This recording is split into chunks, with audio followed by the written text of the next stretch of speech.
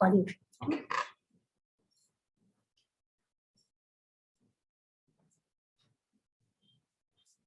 So Hare Krishna devotees, welcome to the 12th chapter today. Hare Krishna Mataji. Hare Krishna Ramila Mataji. Hare Krishna. Yeah. Hare Krishna. I'll start with my offering obeisances to Sri Sri Radha Govinda of the ISKCON temple, Nanturu, Mangaluru. Then paying my respects to our divine Acharya, founder Acharya, Srila Prabhupada, and seeking the blessings of my Shiksha Guru, Namanishta Das Prabhu. I start the day's session today with the prayer. Om Namo Bhagavate Vasudevaya. Om Namo Bhagavate Vasudevaya. Om Namo Bhagavate Vasudevaya. Om Ajnanatimirandhasya Jnananjana Shalakaya Chakshur Unmilitan Yena Tasmai Sri Gurave Namaha.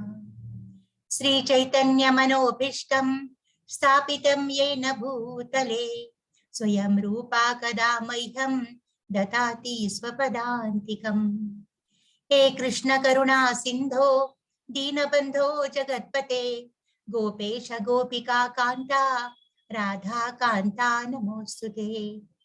Tapta Kanchana Gaurangi Radhe Vrindavaneshwari Vrishabhanu Sute Devi Pranamami Haripriye. Vancha Kalpatarubhyascha Krupa Sindhubhya Evacha Patitanam Bhavanebhyo Vaishnavebhyo Namo Namaha.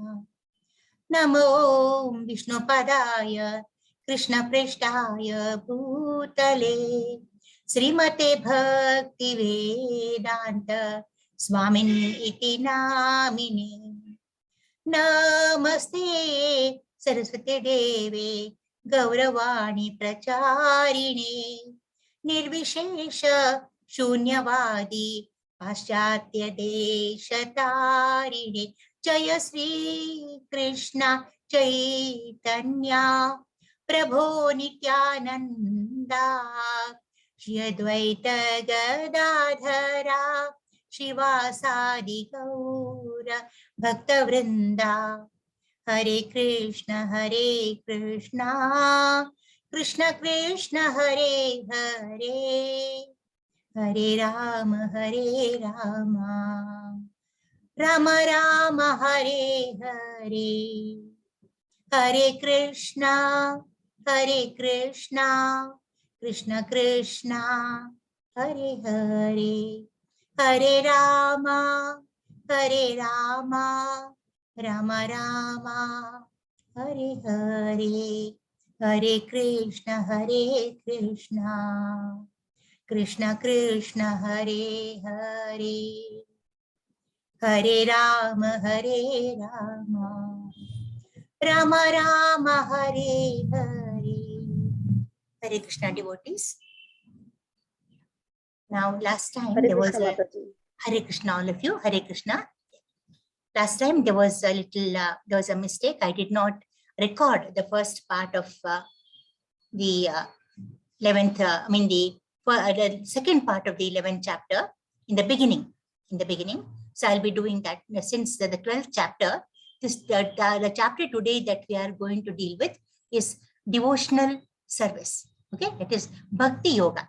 Okay, it's a very small chapter, just 20 shlokas. So I thought it was a good opportunity for me to go back to the 11th chapter and complete those. It will be revision for you too. At the same time, I'll be having the satisfaction of having recorded all the items for you. So we completed 31st in the first session that was done. So that is clear to you. Then we have to do from the 32nd shloka. So just for the sake of the bridge, So here, this is Vishwarupa Darshana. Now the Lord has shown Arjuna on his request, his universal form. And Arjuna is bewildered, is amazed, is excited. Ultimately, is feared. He fearful also. So now he says, I want to see your, the normal form. So that's where we stopped in the first part. Now we go to the second part. This is very intro. And the reason why I wanted to record this, re-record, in fact, not recorded earlier, record this for you is, there's a very important concept here, the concept of time. If it would have been just some shlokas, I would have probably not taken, not bothered to record, but this is very important. I want you to understand very properly. Now here, Lord is introducing, after showing him the fierceful, the Vishwarupa, the divine form Vishwarupa, he tells him what he is. He's time. He's actually time. So what is time? We have to understand that. Okay. Now, Shri Bhagavan Vacha, Kalo asmi loka kshaya krit pravritho lokan samartham iha pravrittah prite apitvam na bhavishyanti sarve evase avashtita pratyanikeshu yodhaha. The Supreme Personality of Godhead said, time I am, the great destroyer of the worlds. And I have come here to destroy all people, with the exception of you, the Pandavas. All the soldiers here on both sides will be slain. So here Krishna tells Arjuna that he is a time. Now what is, he says he is time, Kala. Now Kala is eternal. In the first introduction we studied that the Jiva, Ishvara, Kala, Karma, Prakriti, 5 things in nature. Totally the 5 important constituents. Okay. Of that, Kala is also, all of these are Krishna only. Ishvara is Krishna, Jiva is Krishna, Prakriti is Krishna, external energy. Then Kala is Krishna, Karma also is Krishna.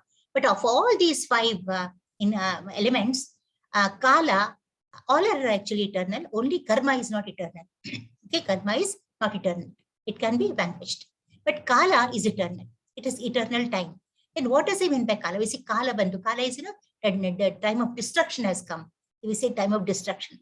Now, does it mean time is destruction? See, time is not destruction, but time brings about destruction. I told you last time that, we take birth on our birthday. Then we are our age, whatever we are today. Now we are so many years old. So how do we express in terms of years? We are so many years. So when we were born, we were all a child, just a child, the child form. The child lost its form to become the boy or girl. The little older child, not exactly boy or girl, between there's a little, the just born child is different from the little grown up child, but the cradle child only, cradle child, whatever girl or boy, it has grown.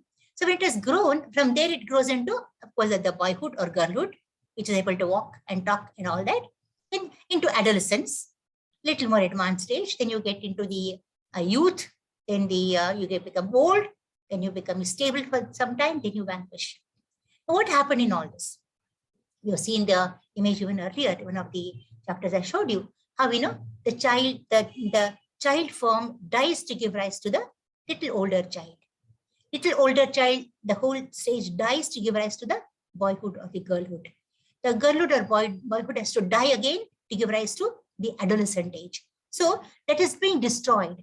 Why destroy? It's not there in law. What is destruction? Not being there. That's all. See, it is not there. So from adolescence to youth, then when you are from a youthful, in youthful condition, you can't imagine. You have to see the photos only to imagine what you were. Some of them maintain their personality and all that. Not that all don't, but most of them, they lose their personality. More so in the old age. In the old age, you have to see your old photographs to see how you were and enjoy those photos. You can't go back to that age now. So what has happened? It's destroyed. It is gone. So that is actually Kala. That's what Krishna says. I am Kala. So 32 to 34 shlokas, they are all about time I am, become my instrument. He says, so I'm time, I'm doing my job. You only become Nimitta Matra. You become an instrument. The blessed Lord said, time I am, destroyer of the worlds, and I have come to engage all people with the exception of you Pandavas. Okay, he's going to actually eliminate all of them and all. But soldiers definitely, Pandava soldiers are not going to be spared. The Pandava soldiers and the Kaurava soldiers are definitely going to die.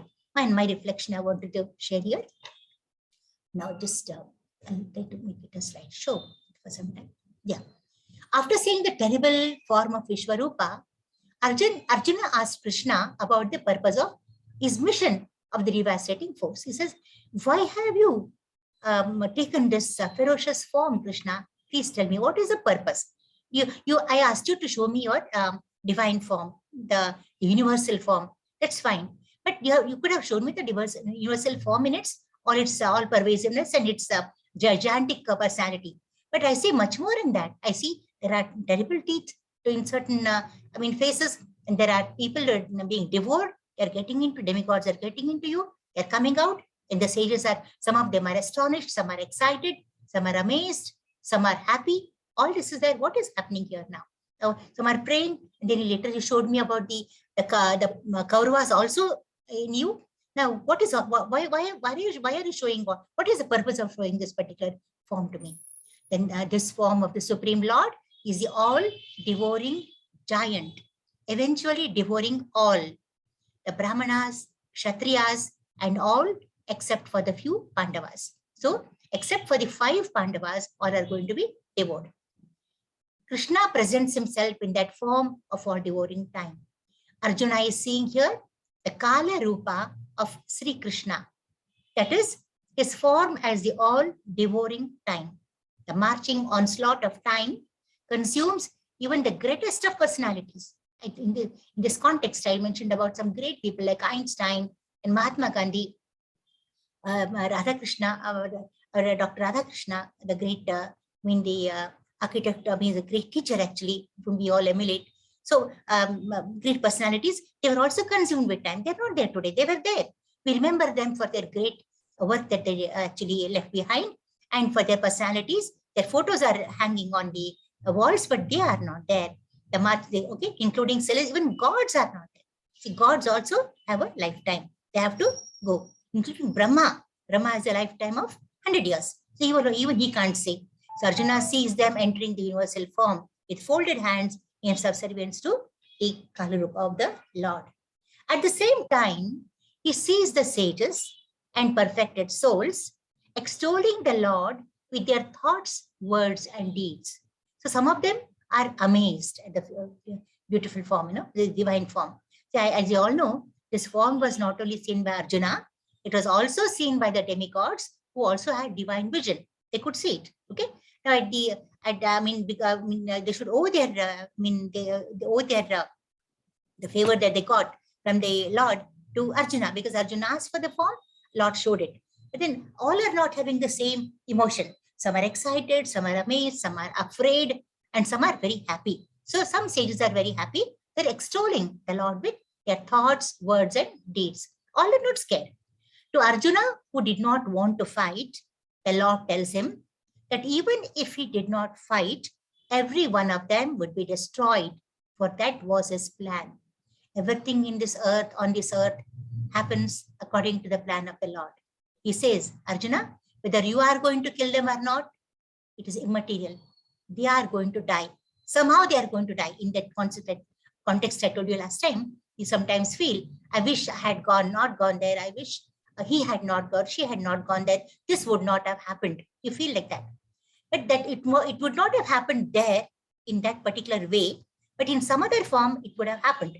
Whatever had happened would have happened. If you had to break your leg, or you have to have some injury, it's even a cut in the finger, it's you can't, it's according to God's plan. If Arjuna stopped fighting, they would die in another way. Their death could not be stopped. In fact, they were already dead. Now he reveals the truth. He says they're already dead. I told you about this in the Kuru Sabha, when Draupadi was being stripped, actually. Now Krishna did not like this injustice. Immediately he was slain. Even we, just all of you can introspect and think over. So we all want to behave we are all devotees, okay? We all want to behave in a particular very pious way, very nice way. We don't want to offend anyone, don't want to hurt anyone. But sometimes what happens, we do something which is beyond our control. And, we are wondering, why did I do this? How could I do this? Or how could he or she do this? We feel like that, because you don't expect out of them. A demon, we expect their ways and behaviors. But our behavior, we'd expect, we have our standards. Then what we immediately feel, we have terrible regrets about what we have done. We feel so bad. Sometimes we feel, I wish At that moment, Mother Earth had opened her self and whatever, just swallowed me. I did such an abominable thing. I shouldn't have done it. So that means you're dead. You're dead. Actually, for that matter, you're dead. So these things, you in your behavior, you feel you are dead. So you have to make amends for it to become again your normal self. So the death could not be solved. So here, in fact, they were all dead. So here, actually, see what I was trying to convey to you is, see, not that really Duryodhana was killed, Karna was killed, or Bhima was killed, Bhishma was killed, or Dronacharya was killed, but they were, because of their unjust behavior, very bad, mean behavior, unjustifiable behavior, unreasonable behavior, they are dead in their conduct. And Krishna has killed that inside him. So, but their physical body is there. The physical body. So even when you have regrets, our body is there. Regret, you feel almost that you have done such a wrong thing that you don't even deserve continue living. Actually, you don't deserve life. You have done such a thing because you're sensitive. You're a devotee. But these people, whatever they have done, they don't feel bad about it. They don't feel they have committed a mistake at all. So physically, they're all living. Duryodhana is there, Karna is there, Bhishma is there, Dronacharya is, all of them are there. Okay. So their bodies are there. But these bodies have to be slain now externally, but internally they're a kokla. They're all hollow. They have been already swallowed by the Lord. Okay. Now time is destruction. Okay. Time is, I told you what destruction. If it is given for explanation, explain, elaborate. Time is destruction. You can write a beautiful article on that. Okay. How is time destruction? So everything is destroyed by time. Okay. Even a fruit, you buy a fresh fruit from the shop, you keep it outside for some time. It's nice for some time. It has to, after some time, deteriorate. It will not be fresh. So with time, it also gets destroyed. That all manifestations are to be vanquished by the desire of the Supreme Lord is a law of nature. Okay. Now, tasmat tvam uttishta yasho labhasva jitva shatrun bhukshva rajyam samriddham mayai vaite nihata purvameva nimittamatram bhava savyasachin. Therefore, get up and prepare to fight. After conquering your enemies, you will enjoy flourishing kingdom. They are already put to death by my arrangement. And you, O Savyasachin, that is the expert in archery, can be put, but can be but an instrument in the fight. Here I give my reflections here. Now, Savyasachin is referred to me, Arjuna, one who can shoot arrows very expertly in the field. Krishna wants Arjuna to become just an instrument, Nimitta Matra. In this context, I told you, we are all Nimitta Matras. Whatever we are doing or someone is doing to us, they are all Nimitta Matra. You feel someone has done something nice to you, but then God is doing it to you. So whatever good has to happen to you, or even bad has to happen, whatever is to happen to you, okay? It is always, the proprietor is almighty, okay?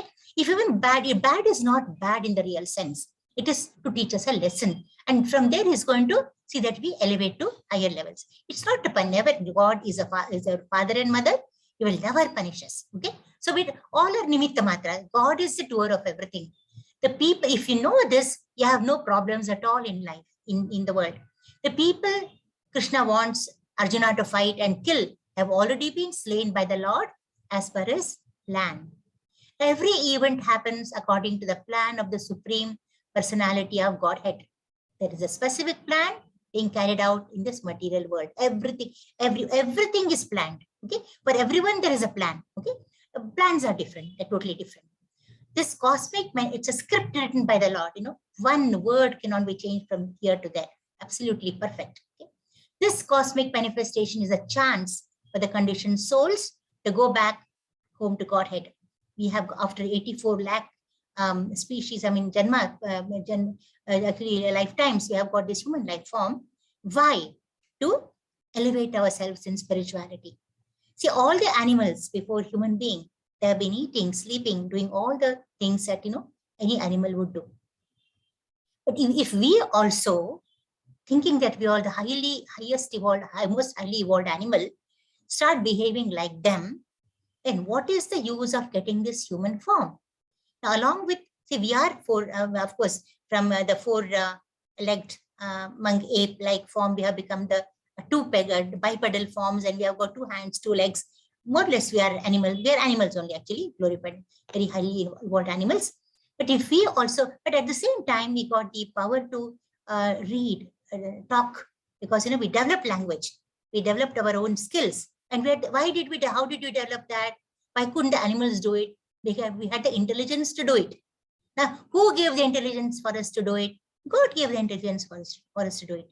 He not only gave the intelligence, he also said, use it properly. He said, don't behave like other animals, try to become different. Okay. If we don't become different and prove ourselves, then what is the use? Definitely we can't go back to Godhead. So we have to, all whom the Lord killed are liberated. Whomever God kills, they are all liberated. Only point is, what sort of liberation they get is very important. Are they all going to Goloka Vrindavana?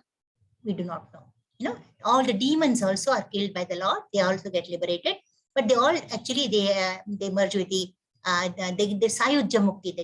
They merge into the Brahma Jyoti. Okay, that's actually now they have again chances of falling down there. In the sense they can take birth again. They will not be liberated completely like the others. Okay, instead of liberation means excuse. Again, excuse again giving another body to become better, to actually enhance, not to go down, not to fall down. It depends on us. If we use our intelligence properly, we will not fall down. If we don't use it properly, we'll definitely fall down. Instead of lording over material nature, one must be intelligent enough to understand the plan of the Supreme Lord and cultivate Krishna consciousness. Just as creation and destruction of the cosmic manifestation are under the superior guidance of God, the battle of Kurukshetra too was fought according to the plan of God. So even that was a plan of God. Okay, it is all, everything is absolutely planned. Arjuna, see, just as it comes in the beginning of Bhagavad Gita, just as we weed out, weeds from the garden or from the field, bad people have to be weeded out. They have to be removed. So that was a plan of Lord. Arjuna was told to fight as per the desire of the Supreme Lord to make him happy. That was actually Krishna's desire. Now, we have to do till 35 shlokas, I remember. 36 onwards I have done there.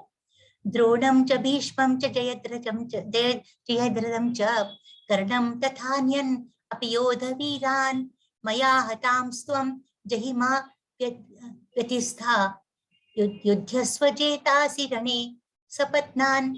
Drona, Bhishma, Jayadratha, Karna, and the other great warriors have already been destroyed by me. Therefore, kill them. Do not be disturbed. Simply fight.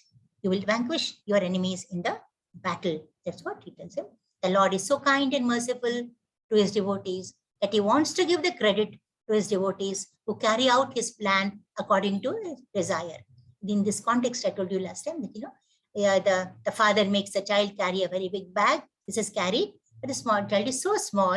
It's maybe as big as the child, only the bag is so big and heavy. And but he doesn't allow the child to carry it on its own. He holds it from below, but it appears as though the child is carrying it from top. And this is one, and obviously the child is able to carry it through because the dad is holding from below. Then he says again, claps for him. Give all the claps for the child. He says he does the job, and then he gives the credit to the child. That's what even Lord does.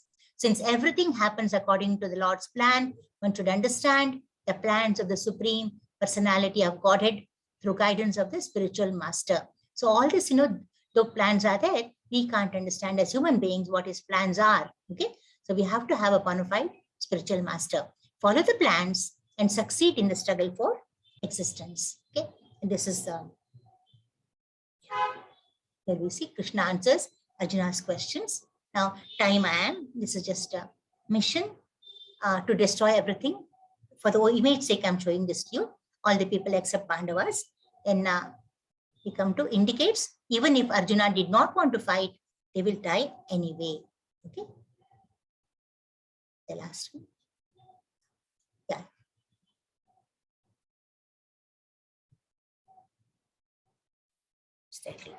This.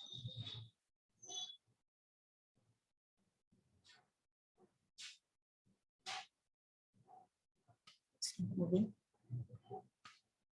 Yeah. And it is a Katha Upanishad.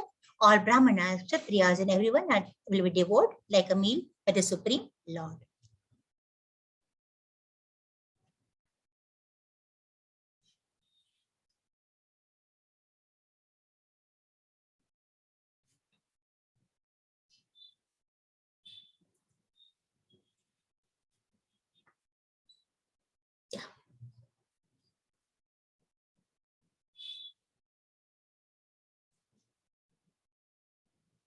This is done. Yeah. The 31, this also has been explained to you already. I've already destroyed. I think we can just skip through also. Arjuna's motivation, fulfill Lord's desire. Lord's plans, very specific. Then fool's mentality, no plan behind the creation. All are accidental formations. Scientists say perhaps or maybe, but all are foolish ideas. It's all perfect. There's nothing like perhaps. It's all perfect. Sign of intelligence, recognize that the whole world is moving under the meaning of the design of the superior.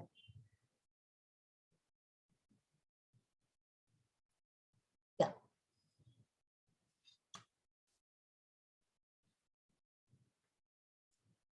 Yeah. Nimitta matra, become an instrument. Here. Savyasachin means one who fights ambidextrously. It is with the left hand or the left or the right hand. You can use both the hands for fighting. Now we come to 35. 35 has been, 35 I think has not been done, only that has been done but not recorded. Now Arjuna's prayers, 35 to 40, Arjuna tremblingly prays. 40 to 44, begs for forgiveness for his offenses. And 45 to 40, 45, 46, Arjuna fearfully requests Krishna to again reveal his two-armed form as a supreme personality of Godhead. Now, Sanjaya Vacha, Etashtutva Vachanam Keshavasya Kritanjalir Vepamana Kiriti Namaskritva Bhoya Evaha Kristam Sagadgadam Bhita Pranamya.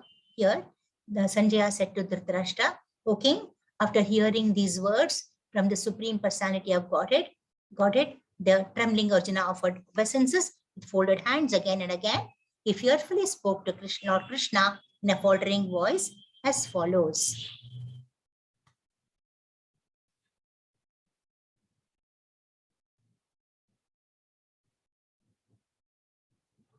Yeah.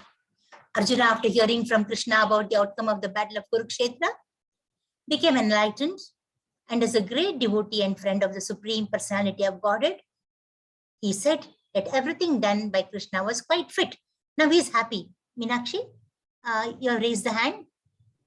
Hare Krishna Mataji, at times the connectivity is low, I think. So whatever you are explaining, like it is getting disturbed, like it is not audible. Not audible? Sometimes Mataji.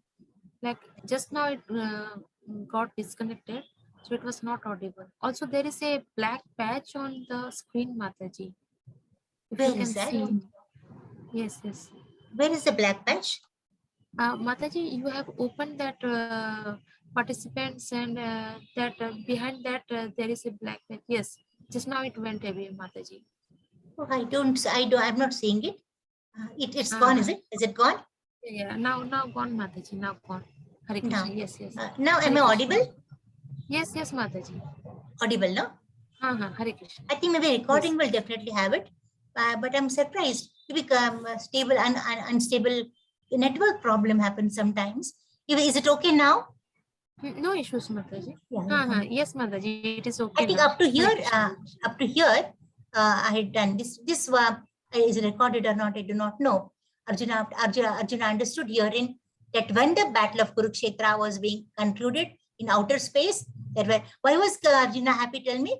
Because now he knows that the persons that he's wanting Krishna to actually, or Krishna wants him to kill, are already killed. He's only going to just kill them for the world, the outward purpose. So he's very happy about it. He doesn't have to do the bloody job of killing them. In the sense they're already dead. So here the battle was concluded in outer space. There were present many demigods, siddhas, and intelligentsia of the higher planets. And they were observing the fight because Krishna was present there. And Krishna is there obviously. When a star hero comes, all would like to go there and see. So when Krishna was there, that scene, that whole episode would be observed by all of them because he's the Supreme Lord. When Arjuna saw the universal form of the Lord, the demigods took pleasure in it.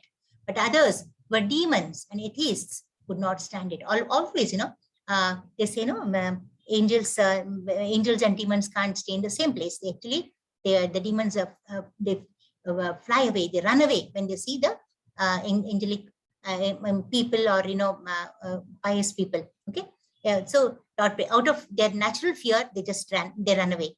Krishna's treatment of the devotees and the atheists is praised by Arjuna. In all cases, a devotee glorifies the Lord because he knows that whatever he does is good for all. I think probably this up next has been done. Yeah, 37 definitely I've done, I'm sure.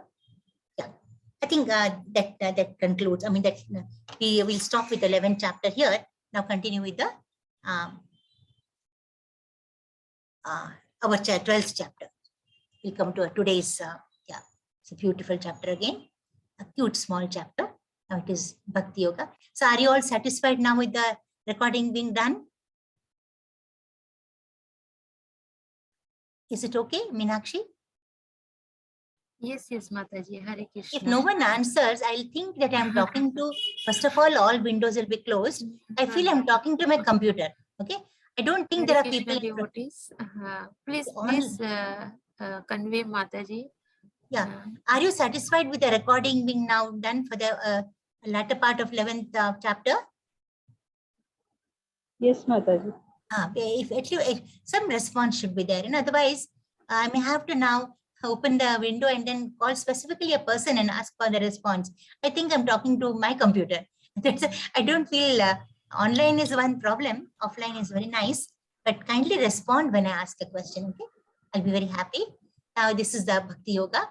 Now this is the synopsis of the.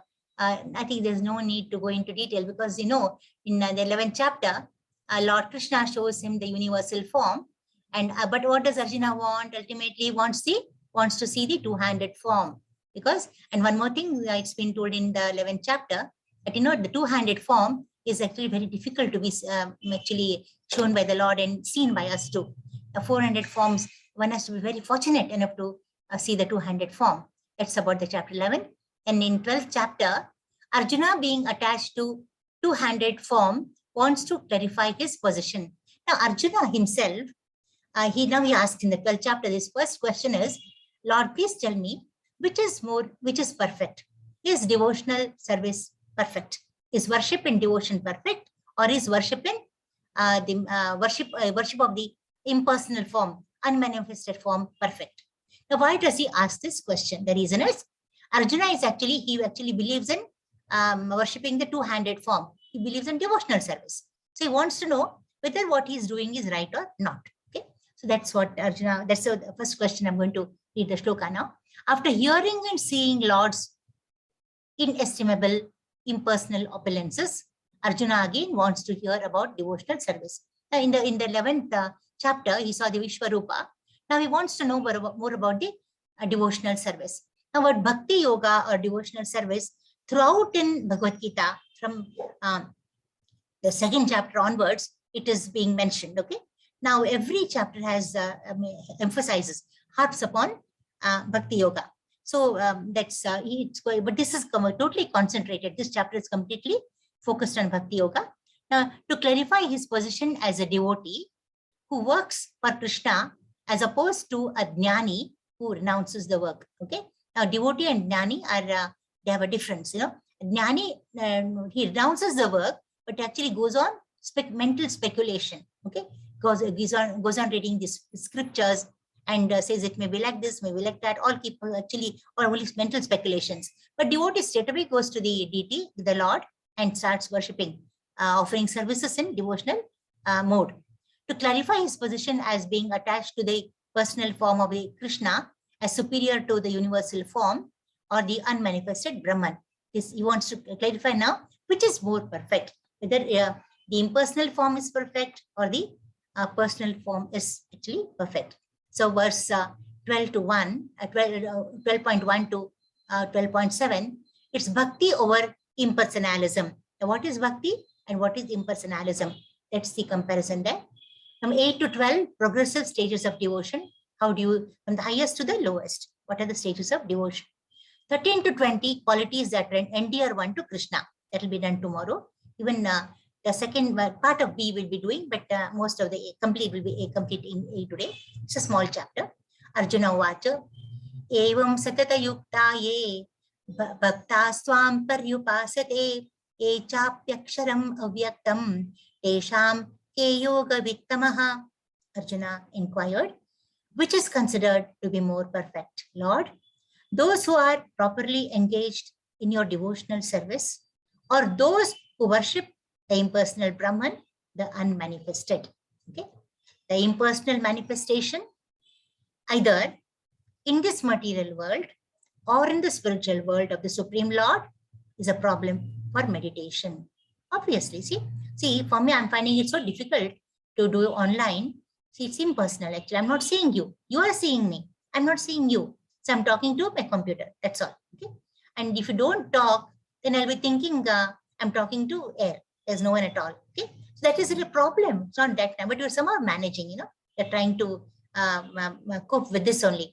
But if in case all of you were there in an offline class, in a class, you were there in front of me and I was there in front of you, you would have found it better and enjoyed it better. Okay. There, obviously you cannot have any problem understanding. Now, in the first verse, Arjuna asks question, which is more perfect, Krishna? Engaging in devotional service or worshippers of the impersonal Brahman? Now, with two classes, there are two types of transcendentalists. Who are they? They are the Jnana Yogis and the Bhakti Yogis. The Jnana Yogis are those who worship the impersonal form. They engage in meditation or impersonal Brahman, the unmanifested. And the Bhakti Yogis, they worship the personal form. Okay? Engaged himself with all energy in service of the Supreme Lord. They do Abhisheka, they clothe the God, they feed the God, they decorate the God, and then they have they converse with the God. They enjoy doing all that. Okay? The conclusion of every chapter of Bhagavad Gita attached to personal form of Lord. Everywhere in it's mentioned, it's actually the impersonal worship is almost condemned. Okay, I cannot say totally condemned, not at all held high in front of the worship of the personal form. There are 4 chapters which are referred to here: 2nd chapter, 6th chapter, 7th chapter, and 8th chapter. The 2nd chapter, what we studied, we are going a little bit of recap. Sorry. Living entity is spiritual spark. Absolute truth is spiritual whole. So we are actually, the Lord is fire, main fire. We are just a spark of it. Okay. So we are, when he is a super soul, we are just the soul. He is actually infinite, we are finite. He is Vibhu, we are Anu. Okay. And in the 6th chapter, 6.47, it says, Bhakti Yoga is the best of all yogis. Okay. Now I've quoted that particular. Kindly do not speak when the microphone is on. Mute it. Okay. In 6.47, what is said is, for you to recollect, Yoginam api sarvesham madgatenantara atmana shraddhavan bhajate yomam same yukta tabo mataha. What is said in 6.47? And of all the yogis, the one with great faith, who always abides in me, thinks of me within himself, and renders transcendental loving service to me, he is the most intimately united with me. That is Bhakti Yoga. Okay, he is a Bhakta. He is attached to me in Bhakti Yoga, mean yoga, and is the highest of all. That is my opinion. 6.47. Okay. In 7th chapter, it is said, living entity is part and parcel of the whole. Is it not? Recommends one to transfer his full attention to the Lord. Okay.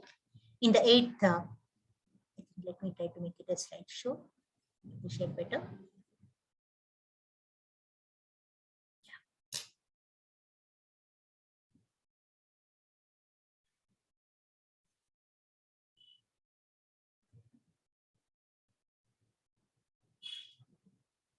Yeah.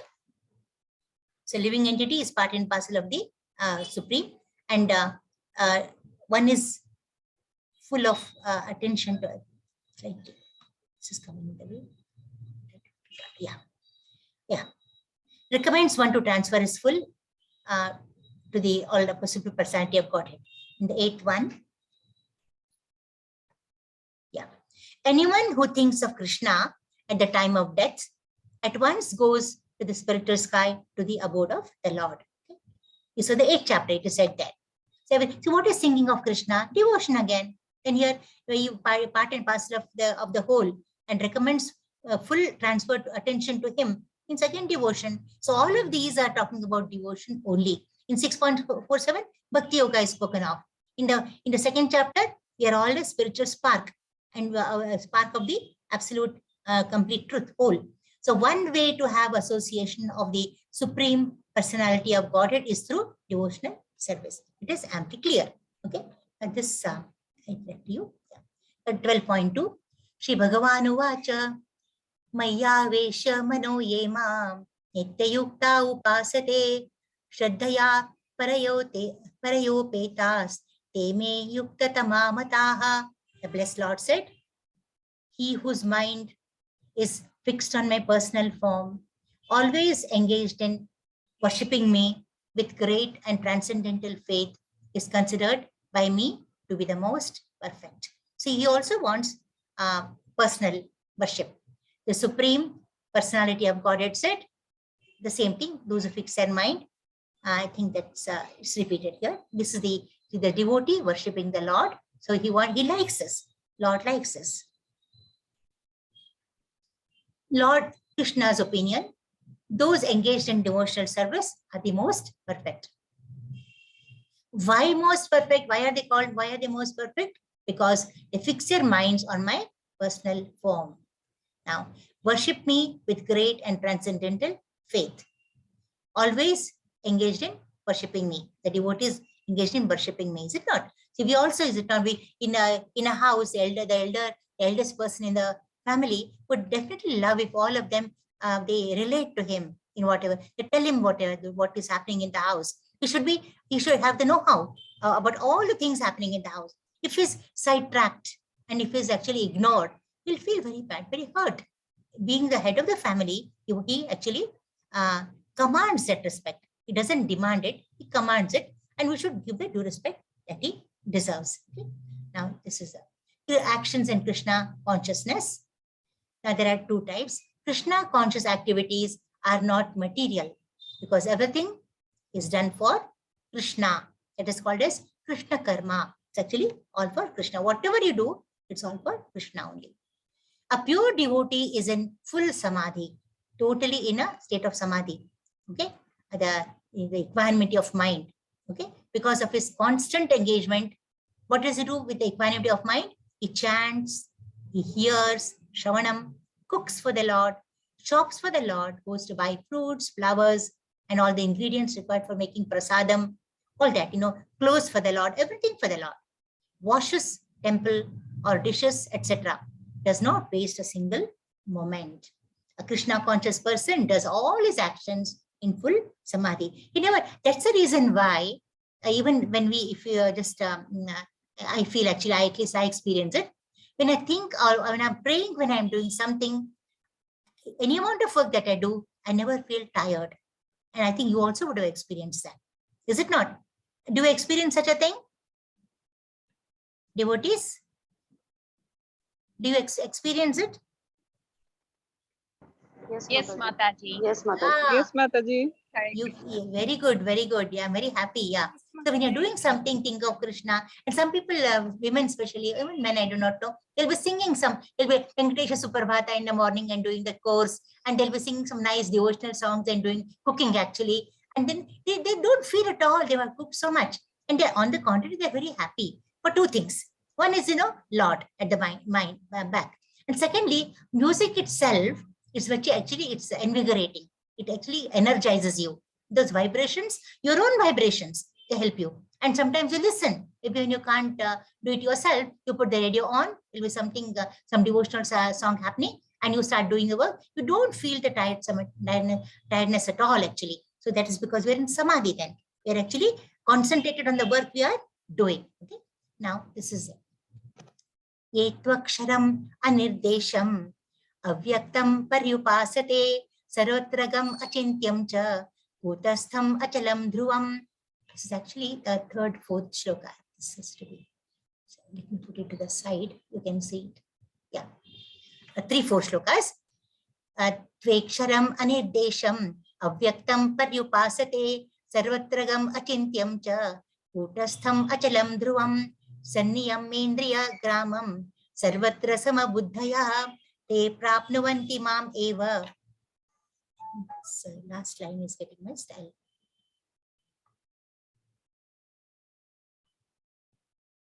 Yeah, last line.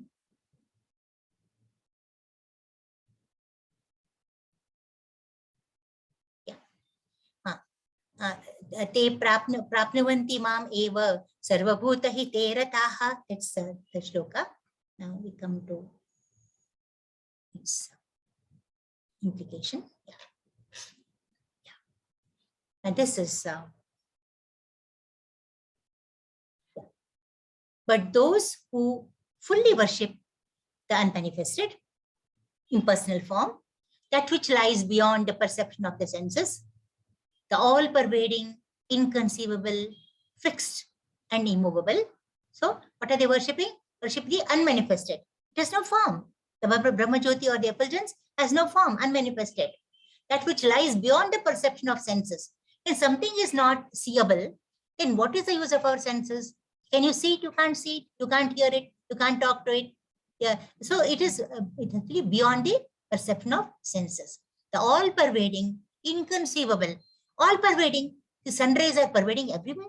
They're all everywhere. They are spread out. Inconceivable, definitely unimaginable, fixed. It's fixed and it's not movable.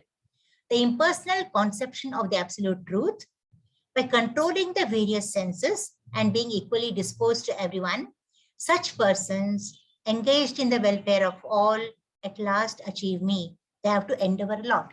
The impersonal feature worshippers, they have to do a lot of, they have to take a lot of trouble. They have to actually, they have to please everyone. They have to do so many things, they have to, so many things with the bhakti people, the devotional people in devotion don't have to do. They have to engage people in, do nice things to get the punya. Because they cannot see the form. See, can you worship unmanifested form? Can you do any, offer any abhishekam to it? Can you offer any food to it? Can you do any, what can you do with that? You only can imagine that, that's all. So it's very troublesome. Even the material world and spiritual world, it's difficult to imagine. See, for me also, I'm now quite used to it, but now I heard your voices, I'm very happy about it. If even voice doesn't come, I don't see you at all, and I feel, whom am I teaching? And if someone comes now and sees me talking to the wall, they say, oh, of course, they know I'm doing this now, but they feel talking. Sometimes people will be talking on the roads, they'll be having a mobile in the hand, the Bluetooth, we can't even see that. You feel they're talking to none, as if they're not mentally okay, but they're talking to someone, okay?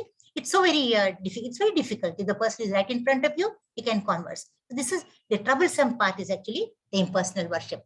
By practicing yoga, people try to stop the mind from thinking, but it is impossible. Can you do it? While chanting Hare Krishna Mahamantra too, you are not able to focus much. Sometimes, our mind, sometimes, most of the time, it goes berserk and we have to pull it back to our chanting. The goal of life is not to become unconscious, but to become super conscious. So it is not to become, lose your consciousness. It is to become, get higher consciousness. That's our aim.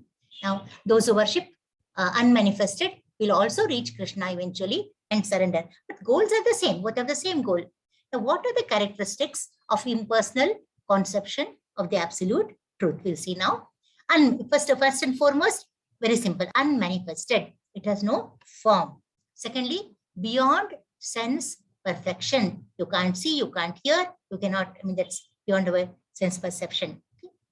All pervading, present everywhere. And inconceivable, unimaginable, unchanging, fixed, and immovable. These are the features of the impersonal conception of the absolute truth. Now, how to worship the unmanifested? Why is worshipping the unmanifested very difficult? We'll see that now. The problem is you have to control your senses. They have no work job there. You have to control them. Okay? Now, see, if you see a deity, beautifully decorated Krishna deity, Radha Krishna deity, you actually become, you get excited and you express. You can express your feelings. You're feeling happy about it. You can describe it in many words. all that you can do. But what can you do about the impersonal form? Nothing. You can do nothing about it. By being equally disposed to everyone, they have to do so many services. By engaging in welfare of all, they do a lot of good service they have to do, because they have nothing, no deity to worship right in front of them. They have to do some other services to please the Lord. Now, all these things are difficult for any common man, much penance involved before the ultimate realization of full surrender takes place. This is very difficult. Then we go to the next shloka. Klesho, this is the fifth one. Klesho adhikas. Klesho adhikataras tesham avyakta sakta chetasam avyakta sakta chetasam avyakta hi katir dukkham dehavadvir avapyate. For those whose minds are attached to the unmanifested, impersonal feature of the Supreme, advancement is very troublesome. It's not easy, okay? Not impossible, but not easy. To make progress in that discipline is always difficult for those who are embodied. Why is it difficult? See, we have a body, okay? Now we imagine, see, we have a father and mother, okay? Now we are born out of them. They also had a body, mother had a body, father had a body, we also have a body. To understand that.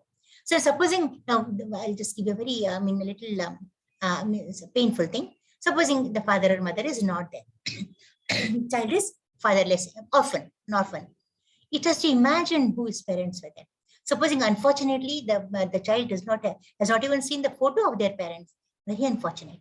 No? It has to imagine, if someone tells him that you had no parents, you were brought up in an anath ashram, and we have brought you home, then they are, of course, the foster parents now. But if it has to realize, imagine even who its real parents were, it's very difficult, impossible. So that's how it happens, when you are worshipping the unmanifested. So impersonal feature, advancement, very troublesome. It's very difficult. Just imagine so many things. Somewhere it's a small photo and then starts imagine, then it's very difficult. It's very, because we are body. The child is a body. So its parents should also be bodies. But the one it's having now, they're foster parents. So it has to, it will be very happy this day it sees actual photos of its parents. Otherwise, it will be quite upset.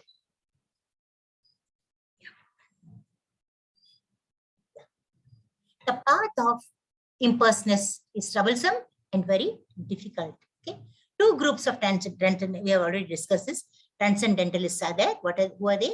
They are the goal is the same goal. The bhakti yogis, those persons who are full in Krishna consciousness and engaged in the devotional service of the Lord. And we have the jnana yogis, those who follow the path of inconceivable, unmanifested, impersonal feature of the Supreme Lord. Now we will just see a comparison of this. Now,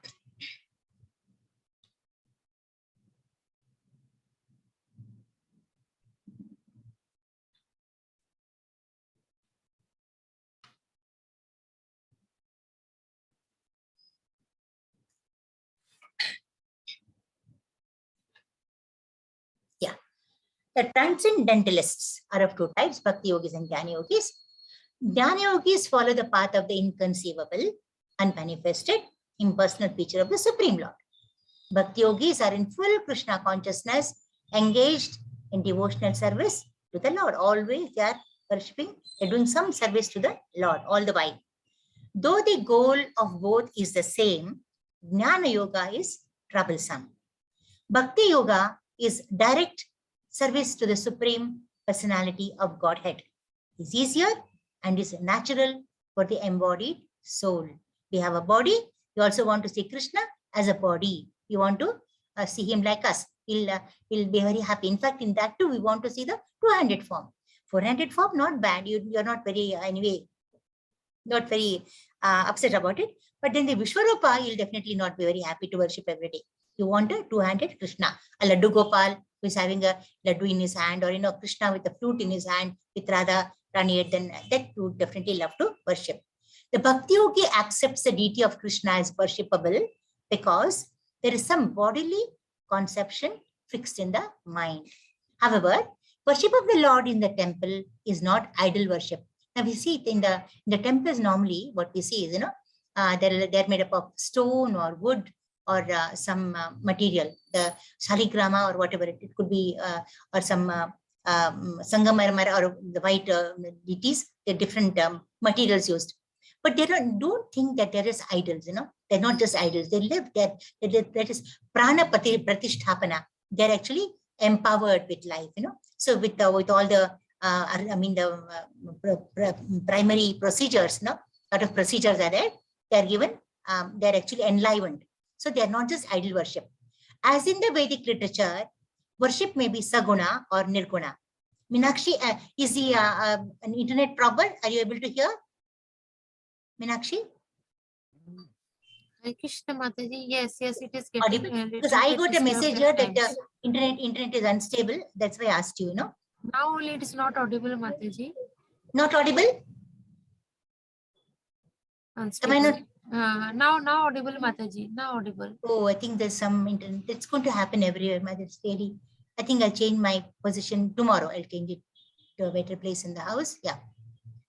Should I change right now or is it okay? Is it okay? It's okay, Mataji. We can repeat, I think. Is it okay right now? It's okay right now. The repeating, I think we'll not do. We'll just proceed. If you want me to change, I'll change right now. If you want to location change. If it is audible, I'll continue. It's Audible? audible, Mataji, I think. Audible. Please ask the audience. Please ask the audience. Audience, is it audible? Hare Krishna devotees. Mataji, it's audible, but it's disturbing a lot. It's disturbing a lot. Disturbing? Yes, Mataji, we can't hear properly. It's not audible properly. Okay. Then Now it is audible, Mataji, but when the class is going on, sometimes it is getting like no sound, nothing is coming at that time. okay. I think I'll give me a moment. I'll just change to.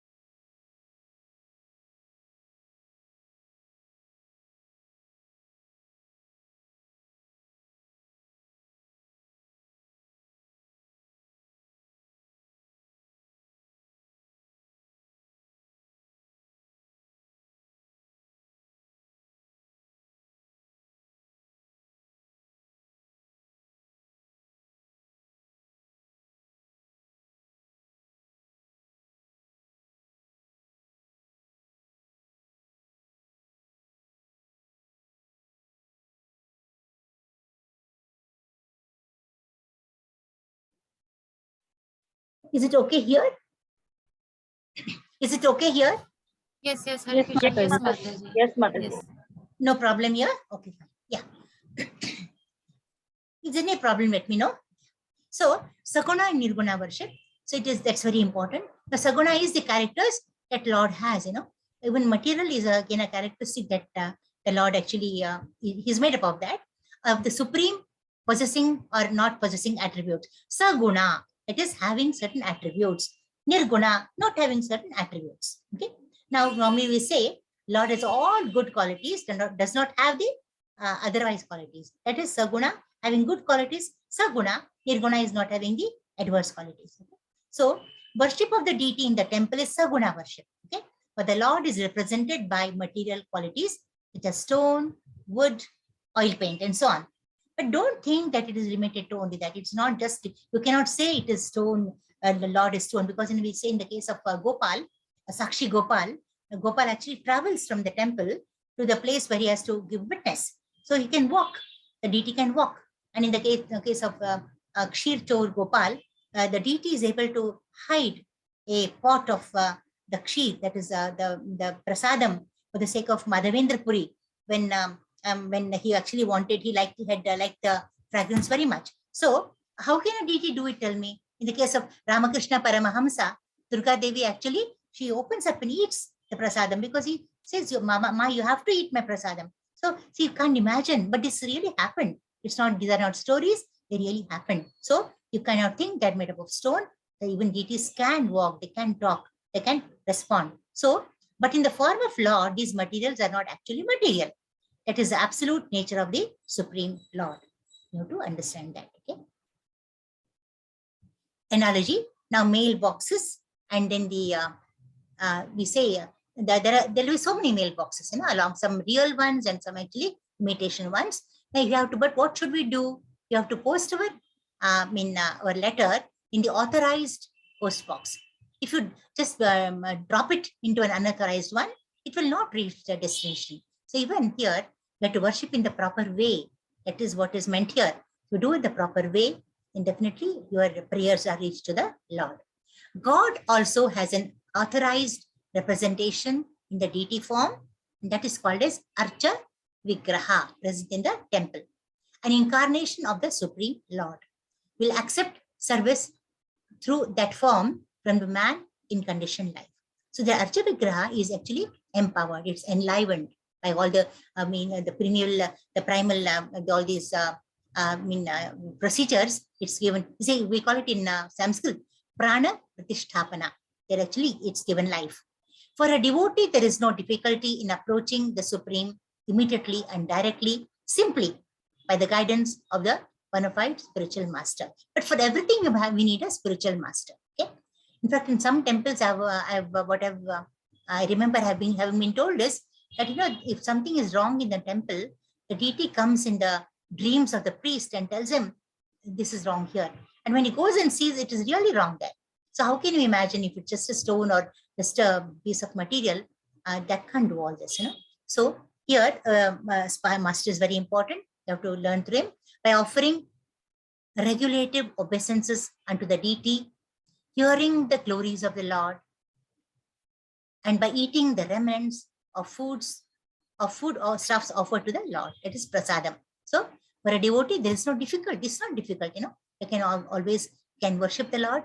You can do abhisheka, then you can decorate. You can actually sing and then hear the glories of the Lord. And you can eat, offer prasadam, cook for the Lord, offer prasadam, eat the remnants. Okay? The path of persons worshipping the impersonal Brahman is troublesome, with no guarantee of realizing the absolute truth ultimately. So it is troublesome. What troubles are, I told you earlier. And ultimately, the truth, reaching the truth is little difficult. It's little not certain too. He keeps on speculating what is Brahman, what is not Brahman. And in that whole process, he'll lose a whole lifetime. They take trouble to understand what is Brahman, what is not Brahman, and spend the whole life that way. Just waste of time. In Srimad Bhagavatam, it is said that ultimate surrenderance to Supreme Lord, that is called actually bhakti. A living entity is eternally an individual soul. All of us are, what are we actually? Living entity. See, we are not the body. The body is only wrapping the soul. That's all. It's actually, what is very important in us is the soul. The moment the soul leaves our body, we are dropped. We drop on the, and on the ground like a, huge mountain. We have no life at all. So, it's an individual soul. And if he wants to merge into the spiritual whole, okay, he may accomplish the realization. So supposing he wants to merge with the impersonal Brahman, then what happens? Okay, what he can realize truth forms. One is Sat and Chit. Okay? So there are three things in Archa Vigraha. Sat, Chit, Ananda. What is Sat? Eternality. Chit is knowledge. Ananda is bliss. You are very happy when you say it, is it not? So now, but in the impersonal worship, you realize two things. What two things do we realize? We realize the Sat form. He may accomplish the realization of eternal form. Sat is realized. Okay. And knowledgeable aspects of his original nature. Even Chit he can understand. Knowledge he can get. But the blissful portion, Ananda, is not realized. So can anyone be happy with just nothing? Just, vacant, void, by effulgence. You can't see it in beautiful form. Just, ray, nothing but some light there. You can't appreciate. You can't get happiness out of it. So in the impersonal manifestation, impersonal worship, the first two realizations are actually obtained. The Sat and Chit are obtained. That is, what are the eternality and knowledge? Both are, because it basically Jnana Yoga only. Knowledge has to be there. Eternal, everything is eternal. It is there. But Ananda is not definitely realized. By the grace of some devotee, now supposing such a devotee, which devotee? A devotee is worshipping the unmanifested form. Now, such a very, supposing even he can be a very devout person. We can't say, you can't condemn him. He's not, he not condemnable. Okay? Now he actually will have to, supposing he comes in contact with a real devotee, then what happens? He may rise to Bhakti Yoga. Okay? By the grace of some devotee, such a transcendentalist, highly learned in his process of Dhyana Yoga, he come to the point of Bhakti Yoga. He'll come to Bhakti Yoga or devotional service. But he is not able to give up his long practice in impersonalism. So where will the habits go? Habits die hard, and they take a long time to actually go. He has always, all along, been worshipping the impersonal form. So suddenly, if he takes to Bhakti Yoga, and most of the life of his life is spent in worshipping the impersonal form, now though he comes in contact with the devotee and is trying to elevate himself in spirituality, it's difficult for him because he's all along been, he's habituated to worshipping the impersonal form. That's a problem.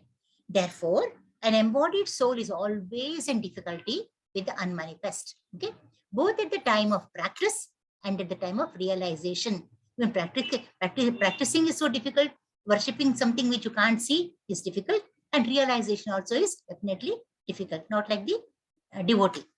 One should not take up this process. That is actually very vehemently put, actually emphatically told by Srila Prabhupada, that you should not take this process. Krishna consciousness in devotional service is the best way.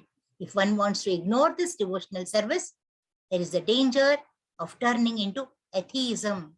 What happens after some time? You first worship the unmanifest. Okay. After some time, you're not realizing, you're not getting the pleasure, the ananda is not obtained. So over time, you feel, well, there is no God. Where is God? There's nothing seen, no God. So you become atheist. Thus, the process of centering attention on the unmanifested, inconceivable, which is beyond the approach of the senses, as already expressed in this verse, should never be encouraged at any time, especially in the age of Kali Yuga. You can't do it, okay? It is not advised by Lord Krishna. And the comparison is given here. Impersonal form, impersonalist, worthless. Now meditate. This has been actually done to you. You can skip it also. Meditate on formless, difficult for the embodied, easy for the embodied. Restrict the senses, no restriction. And in the impersonal, the devotee or the person worshipping in the impersonal manifestation of the Lord, he has to learn the Vedic scriptures. Now, they're all in Sanskrit. Okay, he has to know the language. All of us do not know Sanskrit. So is it not? Many of us do not know Sanskrit. It's so difficult. Upanishads are difficult to understand. Understand non-perceptual feelings, which is very difficult. Non-perceiving. How can you understand something which can't be perceived? You can understand. If someone talks, I can hear and I can understand. If no talk is happening, supposing some sign language is being used and I don't know the sign language, obviously I can't understand. A long practice makes it difficult to take up bhakti. Troublesome, it is, depends on our own endeavor here. In what? In the impersonalist worship. In the personalist, of course, it's here understands Krishna through devotional service, simple chanting Hare Krishna, guidance of bona fide spiritual master, simply by offering regulative obeisances unto the deity, hearing the glories of the Lord, eating the remnants of the foodstuffs of it, all are very easy, completely natural. Misery is mitigated by relationship with the Lord. If you have direct contact with the Lord, we can talk with the Lord, ask him why, and get answers. So it is your miseries are mitigated in an easy way. Okay? And Krishna delivers devotee from Maya. Why? Because Krishna himself recommends the process. So if you don't worship the person, I mean the person, the personal form of Krishna, you're going to worship Maya. Okay, Maya will take you nowhere. It will actually ditch you. So this Krishna himself has said it. So out of paternal love, by his causeless mercy, he wants us to worship in the personal form. In terms of realization, now this is Brahman versus Bhagavan. Now Brahman, please remember, we have three forms of realizations. Brahman realization, that is the Brahma Jyoti, the all-pervading Brahma Jyoti. Then we have the second one, the Bhagavan realization, and the Paramatma realization. We are here comparing the Brahman and the Bhagavan. Okay? Now Brahman is Nirguna, without qualities. Bhagavan is Saguna. But why no qualities in Brahman? There's nothing. There's no form, nothing. What qualities can you see there? Is it not?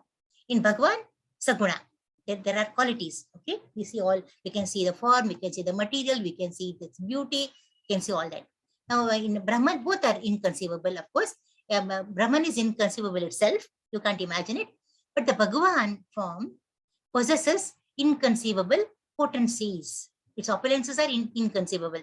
They are just unimaginable. You can't imagine them. His potentialities are so profound. All pervading is Brahman, and this is also all pervading by energy and as super soul. So as super soul, and you all know now, every atom of living and non-living has the super soul. Soul is not there in non-living, definitely, but super soul is there everywhere. So in that way, definitely the Bhagavan form is also, it is actually all pervading. Okay, but here in the case of the Brahman, effulgence is all pervading. In an unchanging, fixed, and both are unchanging, fixed, and immobile. Now in Brahman, cannot perceive any opulence because of lack of activity. There's no activity there. You can't see any opulence. But here it has got 6 opulences. What are the 6 opulences? Can anyone unmute and tell me 6 opulences of Krishna?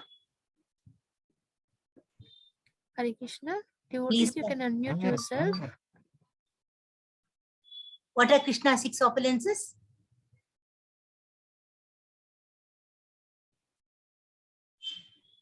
No one knows? Hare Krishna. No hand raised? Are you there, or you do not know the, Sudha Mataji has unmuted herself. Mataji, please tell me. Sudha Mataji. Strength, fame, All fame, wealth, all wealth, all opulences. Yeah, all opulences. yeah, knowledge, All knowledge, beauty, all beauty, and renunciation. all renunciation.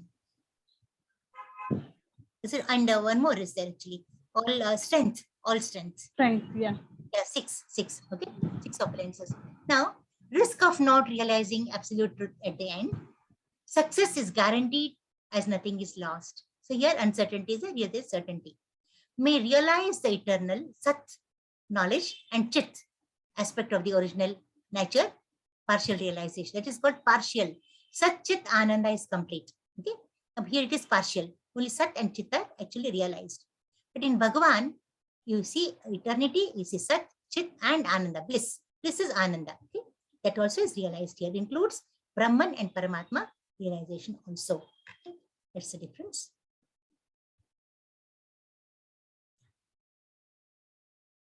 This is clear. 6 and 7.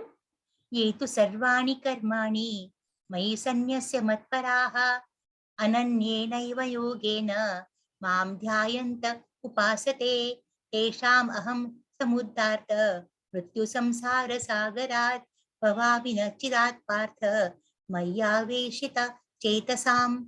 Here we see that Lord, when you are in miseries, you are actually floating in the ocean of miseries. If for a devotee, he just comes on his Garuda Vahana and just picks up and takes us away. He just mitigates all our miseries. For one who worships me, giving up all his activities unto me and being devoted to me without deviation, engaged in devotional service, and always meditating upon me, who has fixed his mind upon me, O son of Pratha, for him I am the swift deliverer from the ocean of birth and death. In pure devotional service, one comes to realization that God is great and that the individual soul is subordinate to him. We definitely know. We always say you are the Lord and I'm your servitor. You are actually subordinate to him. His duty is to render service to the Lord. He renders service to the Lord. Okay? And if he does not, then he will render service to Maya. So if it does not render service to Lord, what is other option? Maya, which is actually illusion. It is very dangerous. The Supreme Lord can be pleased only by devotional service. All work of any kind must be done for Krishna. It's called as Krishna Karma. Whatever you do, you may do your office work that you do in the office, whatever, even the lady sweeping on the the BMP or whatever the corporation lady sweeping on the roads, even she has to do it with, Krishna in the back of the mind. Sorry. Yeah. If that's why, this knowledge has to be imparted to all of them. So even that becomes Krishna's work, Krishna karma. That's worship for her. A devotee sacrifices everything for Supreme Lord, like Arjuna did in the Battle of Kurukshetra. So what did Arjuna do in the Battle of Kurukshetra?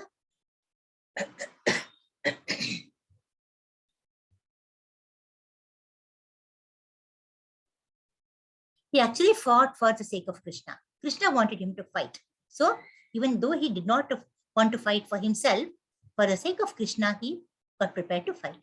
While performing one occupation, one can simultaneously engage in chanting Hare Krishna, Krishna Krishna, Hare Hare, Hare Rama, Rama Rama, Hare Hare. Such transcendental chanting attracts the devotee to the personality of Godhead. It is that simple. When you chant like this, God is absolutely pleased, be very happy. The Supreme Lord promises that he will instantly deliver. He won't take a moment's time, instantly. No delay at all. Deliver such a pure devotee from the ocean of material existence. We are all floating in the ocean of material existence. We have a lot of miseries. Tell me who has no miseries today? You ask anyone, everyone has miseries. Some reveal, some don't reveal. Some have too much of them, some have a little of them. It may happen, but nothing. It's a giant wheel. Those who go on top have to come below, and those who come below have to go on top. If they are less today, they will become more tomorrow. Again, partly dependent on your past karmas that is there. A lot of miseries are there. But even when that is there, when you are devotional service, like we saw the image there, Lord comes on his Garuda Vahana, just comes down, picks you up in an instant. There's absolutely no wait at all. Your painkillers will take time to actually relieve your pain. But Lord is not like the moment he decides to relieve you of the pain is gone. And for him to feel that you should be relieved of the pain, what is required? He requires your devotional service. The fixing of mind on him, that's all. In Varaha Purana, this verse appears. Nayami paramam sthanam archat adi gatim vina garuda skandam aropya yatecham anivaritah. So the Garuda, he comes on the Garuda. Sorry. The purport of this verse is that a devotee does not need to practice Ashtanga Yoga in order to transfer. Please, one moment. Sister, give me water.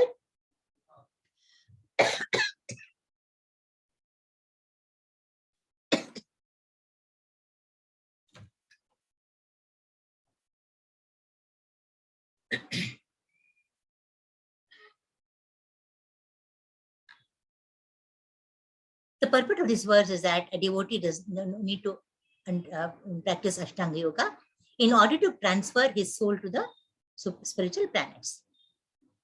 The responsibility is taken by the Supreme Lord himself. He clearly states here that he himself becomes a deliverer. He will not send a messenger or some person to go help him. No, he will not do that. He will himself come down to you and actually pick you up. A child is completely cared by the parents. See, very rarely parents leave the child at the care of the servants, inevitable condition. It happens. Generally, a child is taken care by the parents itself, and thus his position is secure. The Supreme Lord, by his great mercy, comes at once, riding on his bird carrier Garuda, and at once delivers the devotee from material existence. Although a man who has fallen in the ocean may struggle very hard and may be very expert in swimming, he is very good in swimming, let's suppose, even then he cannot save himself. Okay, that is some things are beyond your. We also feel, don't we feel in our lifetime? See, you are not ordinary. You are capable, very capable. Even the most capable person on land, he can also fail at times and feel helpless. You say, how did I become like this? Even an expert doctor can also fail in his operation. He can be unsuccessful. Not that he's always successful. So it's possible, not impossible. Okay. So then what we require? Divine grace for us. But if someone comes and picks him up from the water and is easily rescued, provided he is constantly engaged in the devotional service of the Lord. That's why all doctors, they do their job and then they say, thy will be done. They have nothing more to say. They cannot assure 100%. So an intelligent man should always prefer the process of devotional service to all other paths. In the Narayaniya is very, very sacred. One should really read it, This is confirmed as follows. Yavai sadhana sampatihi purushartha chatushtaye taya vinatad apnoti naro narayanashtayah. Very beautiful. One should not engage in the different processes of fruitive activities. You should not be doing some fruitive activities or cultivate knowledge by mental speculation. Don't keep on speculating process. One who is devoted to the Lord can attain all the benefits that our yogic processes, speculation, rituals, sacrifices, charities, etc. Everything what they can get us, only chanting can get us, That is specific devotional service has to be done. Simply by chanting the holy name of the Lord, Hare Krishna, Krishna Krishna, Hare Hare, Hare Rama, Rama Rama, Hare Hare. A devotee of the Lord can approach the supreme destination easily and happily. But this destination cannot be approached by any other process or religion. When you're coming to the 18th chapter, I'm actually pre-quoting this verse for you all. It's a very famous verse. In the 18.66, Krishna concludes this chapter, actually, the whole Bhagavad Gita. Sarva dharman parityaja mam ekam sharanam braja aham tvam sarva papebhyo mokshayishyami ma shuchaka. One should give up all other processes of self-realization and simply execute devotional service unto me. That will enable one to reach the highest perfection. And no need to consider sinful actions. What you have done in the past life, I'll just cancel them. All the sinful actions will be cancelled by me, because the Supreme Lord fully take charge of the devotee. This is the highest stage of perfection. One should not make futile efforts to deliver into fruitive activities and without surrendering to Lord. Just two more shlokas. Mayeva mana adatsva mayi buddhim niveshaya nivasiyashyasi mayeva tata urdhvam na samshayah. Just fix your mind upon me, the Supreme Personality of Godhead, and engage all your intelligence in me. Thus you will live in me always without a doubt. Okay. Here Krishna says in the 8th one, benefit, you will live in me always without a doubt. Perform devotional service by thinking exclusively of Krishna. That is called pure devotional service. Fix your mind upon Krishna. Engage all the intelligence in Krishna. Okay? A devotee engaged in direct devotional service of the Lord is transcendental from the very beginning. So always, if you're always engaged in the devotional service, is transcendental. Some of them are like that, from the childhood stage. I see some of the children, they are so very Krishna conscious. So they're though they're maybe very small in age, but they're transcendental from the very small age itself. So what elevations they can get in life, you can imagine. Spirituality, they'll rise very high in spirituality later. As the name of the Lord and the Lord are non-different. See, Hare Krishna, name is same, Lord is also the same. When a devotee chants Hare Krishna, Krishna and his internal potency are dancing. This is so beautiful. Dancing on the tongue of the devotee.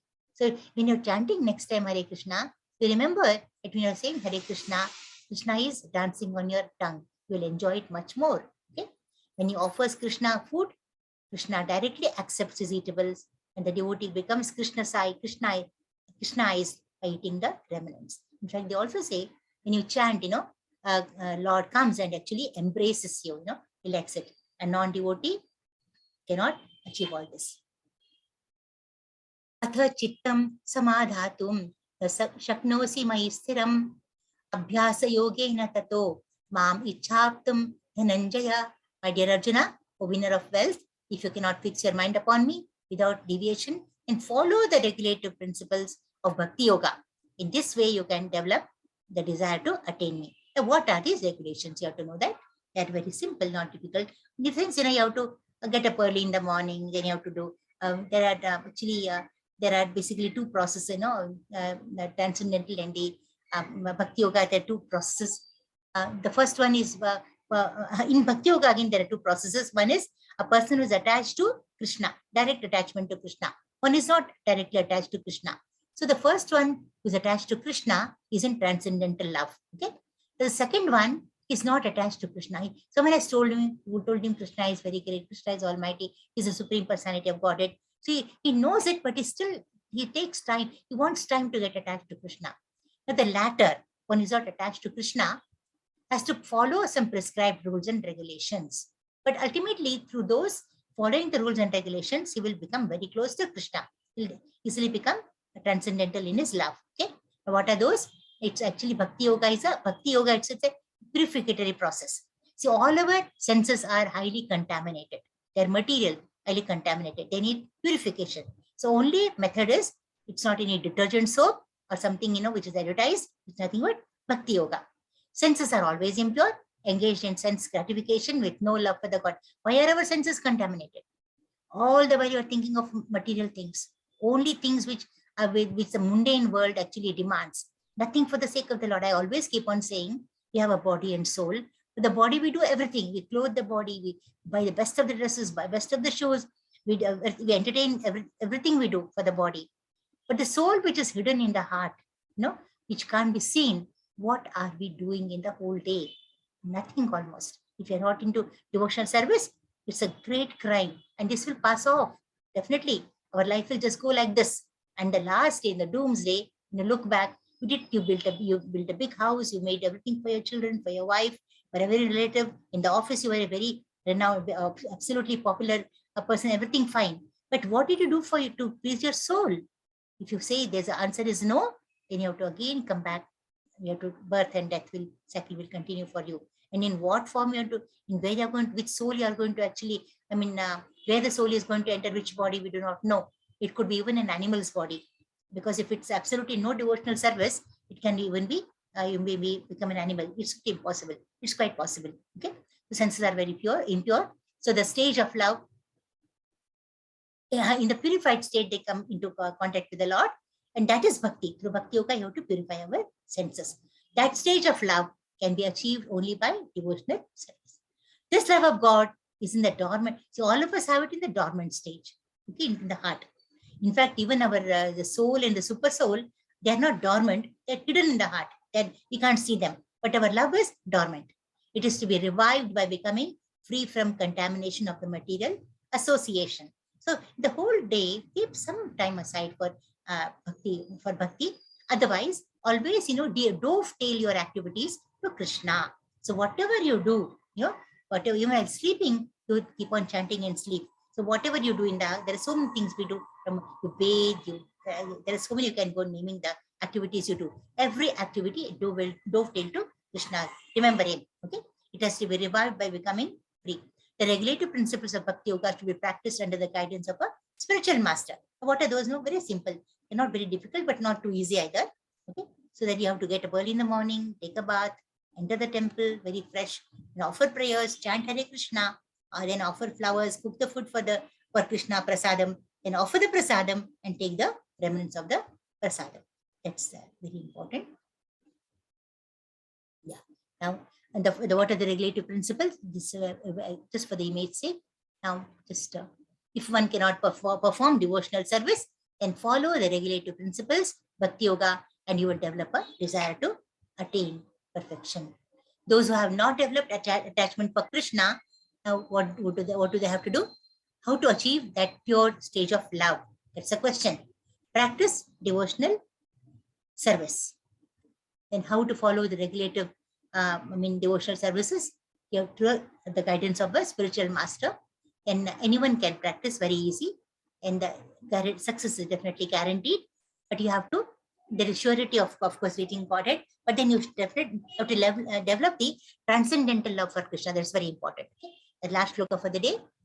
Abhyasepya samarthosi matkarma paramo bhava madartham api karmani kurvan siddhim avapsasi.